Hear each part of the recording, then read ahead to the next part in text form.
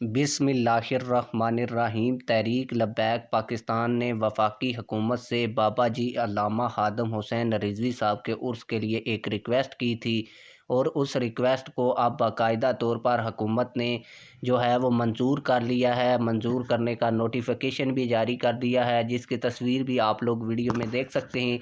आप लोगों को बताता चलूँ कि तहरीक लब्बैक पाकिस्तान कराची की जानब से वफाकी हुकूमत से ये रिक्वेस्ट की थी कि बाबा जी के उर्स के लिए हमें एक ट्रेन दी जाए और इस ट्रेन को बाबा जी अल्लामा खादम हुसैन रिजवी एक्सप्रेस का नाम दिया जाए। अब बाकायदा तौर पर तहरीक लब्बैक पाकिस्तान के लिए ये जो ट्रेन है वो नामज़द कर दी गई है। इसका नोटिफिकेशन भी जारी हो चुका है और ये ट्रेन 2 दिन पहले कराची से चलेगी और लोगों को लेकर बाबा जी के उर्स के लिए लाहौर लाएगी। आप लोग इस हवाले से क्या कहते हैं? कमेंट सेक्शन में हमें अपनी राय से ज़रूर आगाह कीजिएगा। मिलते हैं किसी और वीडियो में। अल्लाह हाफ़िज़।